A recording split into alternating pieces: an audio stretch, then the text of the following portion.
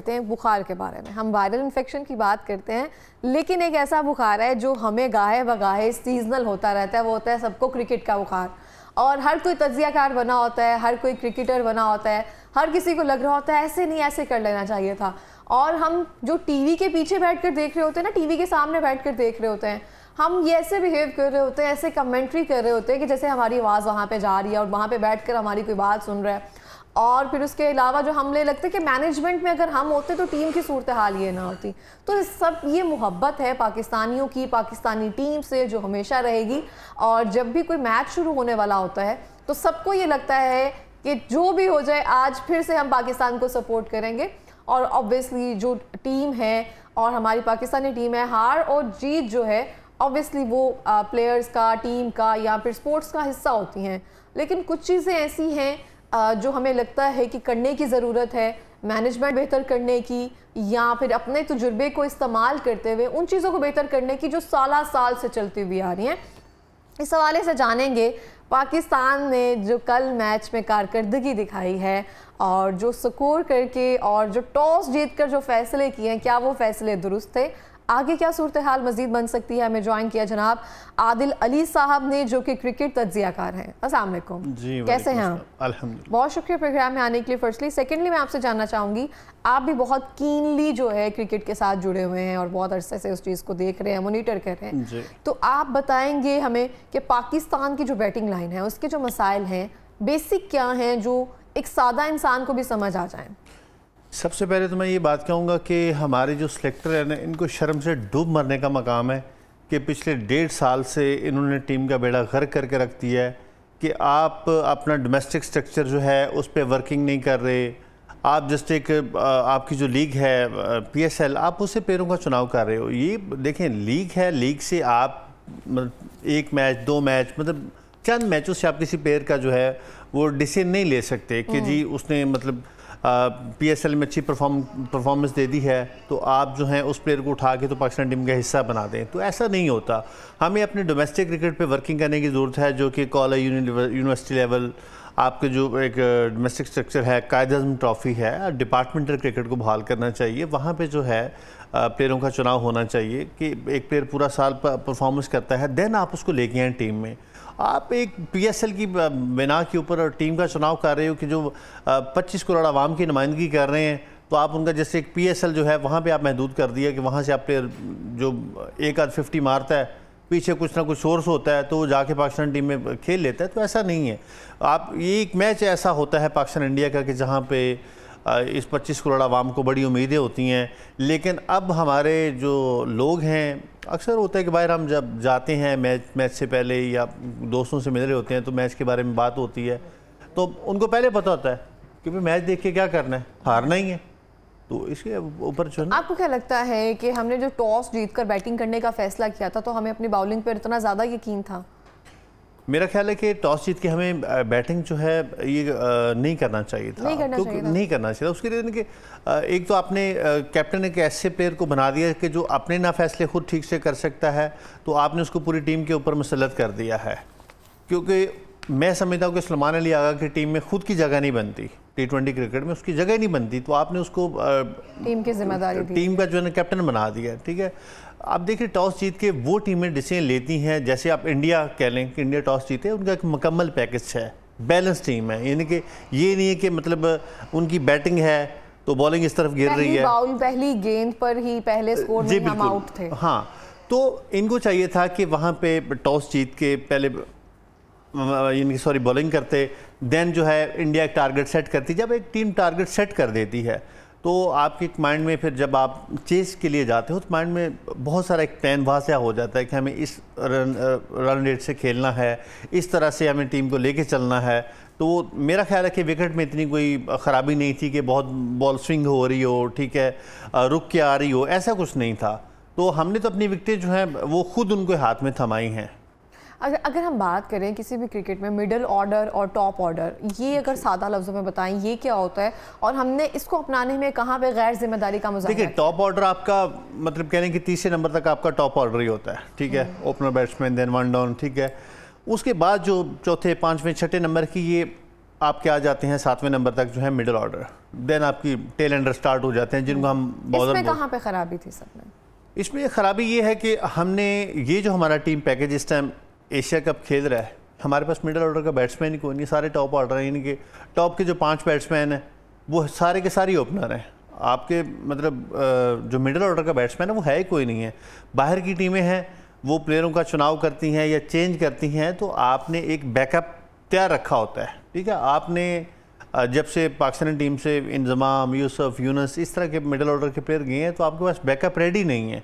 आपने सारे के सारे इस टूर्नामेंट में ओपनर ले गए हो। मिडिल ऑर्डर में आप देखें टॉप से अगर विकेटें गिर जाएं तो मिडिल ऑर्डर बैट्समैन का काम होता है कि वो टीम को सहारा देता है, थोड़ा सा रन रेट को आगे लेके चलता है स्लोली, देन उसके साथ एक आध हिटर आ जाता है। ठीक है, तो टीम एक यानी कि एक बैलेंस वर्क हो जाता है। लेकिन आपने सारे के सारे टॉप ऑर्डर के बैट्समैन जो है ओपनर खिलवाए हुए हैं, तो वहाँ पे आप ऐसी टीम से क्या तवक्कुत कर सकते हैं? अच्छा, अगर हम देखते हैं शाहीन शाह अफरीदी साहब की बात करें अगर हम, तो उनकी बैटिंग को या फिर जो भी उन्होंने अंदाज अपनाया, एक्जीलियस अंदाज जो था, उस हवाले से क्या कहेंगे? देखिए इकरा, हमें शाहीन शाह अफरीदी की जो बैटिंग है उसको कंसीडर नहीं करना। अच्छा। शाहीन शाह अफरीदी जो है वो एक मेन बॉलर है।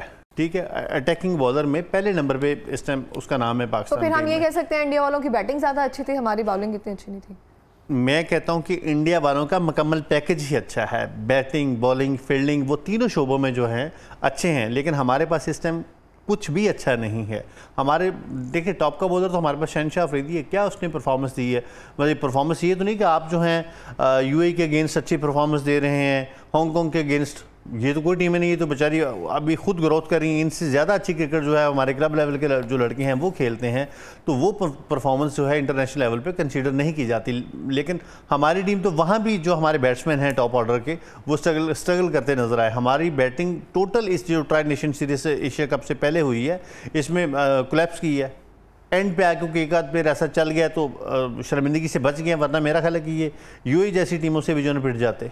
सिलेक्शन में कहाँ प्रॉब्लम है? जैसे कि अभी साहिबजादा फरहान जो है इन्होंने ज्वाइन किया है, तो आपको लगता है मुस्तकबिल में वो टीम का हिस्सा बन सकेंगे? सेकेंडली ये किन को टीम में शामिल होना चाहिए था और किसको जो है ये बेतरतीबी है इसको नहीं होना चाहिए? देखिए अभी जहाँ तक सिलेक्शन की बात है, सिलेक्शन में तो जो है वो आप गलती हैं, यानी कि जिस बंदे के पीछे वो स्ट्रॉन्ग रेफरेंस मौजूद है तो आप उसको जो है टीम में रख रहे हैं। जैसे कि आपने खुशदिल को चैंपियन ट्रॉफी से रखा हुआ है, फ़हीम अशरफ को रखा हुआ है, इन दोनों की टीम में जगह तक नहीं बनती, लेकिन आप इनको मुसलसल टीम में लेके आ रहे हो।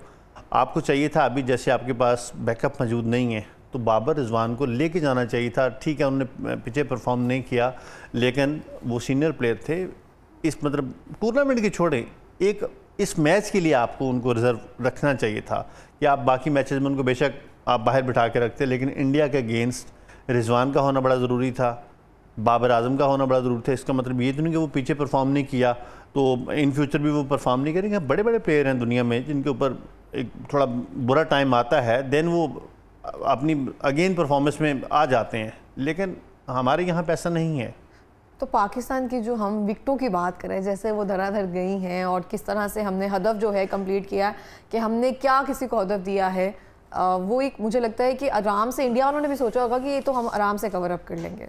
नहीं, हदफ हमने क्या देना था? हमारी तो विकेटें ऐसी गिर रही थी जैसे वो मौसमी ख़ज़ां में दरख्तों के पत्ते गिरते हैं, कि इनको पता नहीं चल रहा था कि कर क्या रही है। और कॉन्फिडेंट लो था, प्रैक्टिस नहीं थी, ट्रेनिंग नहीं थी, क्या था? मेरा ख्याल है कि इस मैच में जो है ना तजर्बे से भी कहीं जो ना एक आपका क्रिकेट का तजुर्बा जो है वो भी इतना मैटर नहीं करता था। ये एक कहने के नर्व्स की जंग थी, असाब की जंग थी। ठीक है, कि जो टीम प्रेशर जो है वो अपने ऊपर ले लेगी, उसको संभाल लेगी, वो जीत जाएगी। लेकिन हमारी टीम शुरू से, आपने टॉस पे बॉडी लैंग्वेज देखी होगी हमारे कप्तान की, तो पहले वो प्रेशर में थे, ऊपर से आपने टॉस जीत के इतना गलत फैसला किया कि आपको उनको खिलाना चाहिए था। फिर आपके देखें, आप जब टॉस जीत के थे आप उनको खिलाते, आपके बॉलर्स को भी पता होता कि भाई हमें इनके ऊपर अटैक करना है, विकेटें लेनी है। जब आप टॉस जीत जाते हो, दूसरी टीम को बैटिंग के लिए इन्वाइट कर लेते हो, जब वो टीम आएगी खेलने के लिए, उसके माइंड में 2-3 चीज़ें चल रही होती हैं कि भाई हमें विकेटें भी बचानी हैं, हमें रन्स भी करने हैं।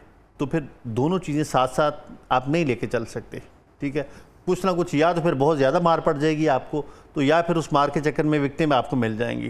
ठीक है, तो आप पहले उनको जो है ना बैटिंग के लिए दावत देते, उसके बाद आप चेज़ में जाते। जो कि चीज़ आराम से हो सकता था, क्योंकि विकेट में कोई ऐसी ख़राबी नहीं थी, बिल्कुल वो जिसको पंजाबी में बोलते हैं कि फ्लैट विकेट, फटा विकेट थी, वहाँ पे रन्स हो सकते थे और इंडिया ने वो करके दिखाया।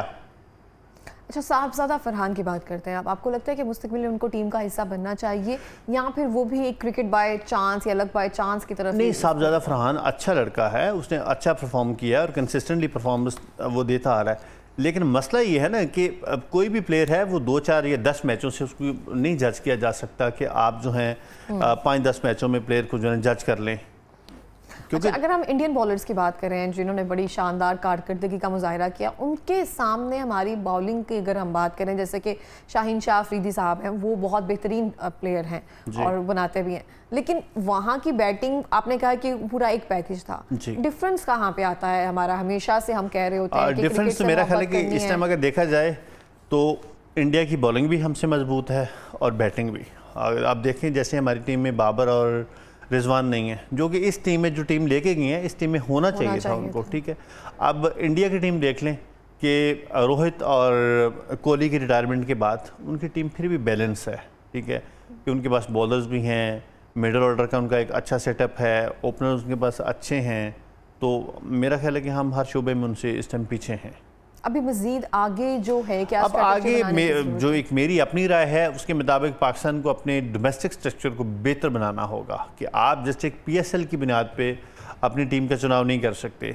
आप कॉलेज, यूनिवर्सिटी, ठीक है, इस लेवल से क्रिकेट को स्टार्ट करें, वहाँ से लड़कों को लें, देन वो आपका जो डोमेस्टिक सीज़न है, कायदे-ए-आज़म ट्रॉफी मेन आपका डोमेस्टिक सीज़न है, ठीक है, जैसे इंडिया का रणजी ट्रॉफी है, ऐसे पाकिस्तान का कायदे-ए-आज़म ट्रॉफी है, तो वहाँ तक लड़के जाएं, वहाँ पे परफॉर्म करें। और बहुत सारे ऐसे लड़के हैं भी कि जो परफॉर्मेंस दे भी रहे हैं, लेकिन अब उनके पास ऐसे सोर्स मौजूद नहीं है कि वो टीम में आ सकें। लेकिन बहुत सारे लोग अक्सर अगर हम आम लेमैन अगर देखता है तो यही सुनने में आता है कि ये फलां गांव से हैं, डोमेस्टिक क्रिकेट से ये बंदा आगे आया है, तो ये जितने भी प्लेयर्स ज़्यादातर आए हुए हैं ये पर्ची हैं या डोमेस्टिक प्लेयर से आए हुए हैं? देखिए, अब गाँव में भी एक मतलब लो तबका भी है, हायर भी है, तो वहाँ पर भी एक सोर्स चलता है ना कि एक जो लड़का है उसके मतलब एक फाइनेंशियली कह लेंगे स्ट्रॉन्ग जो लड़के होते हैं वो आगे आ जाते हैं। मुझे बताया ना पाकिस्तान टीम में कितने गरीब लड़के हैं जो खेल रहे हैं, सारे बैकग्राउंड जिनका मजबूत है, और जिनका बैकग्राउंड मजबूत होता है उनके पीछे कोई ना कोई फिर सोर्स भी जुड़ जाता है, जहाँ पे पैसा आ जाता है वहाँ पे फिर सोर्स भी इजीली मिल जाते हैं आपको। तो सही हो गया।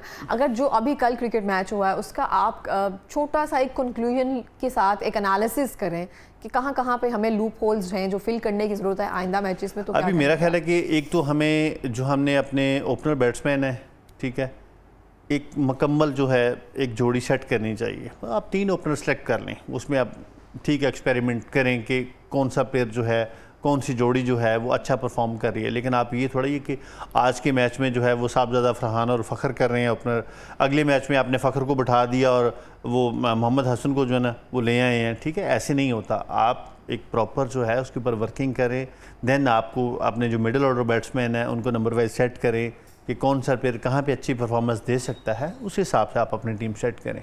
सही हो गया। लास्ट में कोई पैगाम देना चाहेंगे? पैगाम क्रिकेट के हवाले से तो यही है कि आप कम से कम थोड़ी सी शर्म कर लें और इस आवाम के दिलों के साथ, जज्बात के साथ ना खेलें, क्योंकि ये एक पूरी दुनिया में एक वाहद पाकिस्तान और इंडिया का मैच होता है कि जिसके ऊपर नज़रें पाकिस्तानी शायकीन की नहीं, वर्ल्ड क्रिकेट की होती हैं, ठीक है। तो आपने तो मतलब 25 साल हो गए हमारी हॉकी का बेड़ा गर्क कर दिया है, अब आपने क्रिकेट को भी उस थाने पर ला के खड़ा कर दिया है कि हमारी क्रिकेट भी जाती नज़र आ रही है। तो मैं रिक्वेस्ट करूँगा क्रिकेट बोर्ड से कि इसके ऊपर काम किया जाए और अच्छे लड़कों को मेरिट पे लाया जाए। बिल्कुल इस तरह से है। और मैं भी यहाँ पे ये कहना चाहती हूँ, बहुत प्यारी बातें भी कोई पढ़ने को मिल रही थी। अगर आप सोशल मीडिया निकालते हैं कि हम जंग जीतते हैं, मैच हम हार जाते हैं, या मैच नहीं हम सिर्फ जंगे जीतने के लिए, ठीक है,